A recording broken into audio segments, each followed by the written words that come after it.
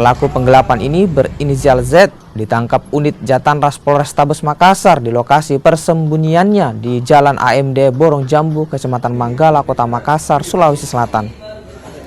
Pelaku yang merupakan sopir pribadi dari korbannya ini diduga mengambil uang hingga harta benda majikannya. Pelaku nekat melakukan aksi kejahatan lantaran ketagihan judi online. Akibat kejadian ini, korban yang merupakan Ustadz Kondang Muhammad Fahru Razi alami kerugian senilai ratusan juta rupiah. Yang kami amankan adalah pelaku penggelapan, yang dimana pelaku merupakan sopir pribadi dari korban.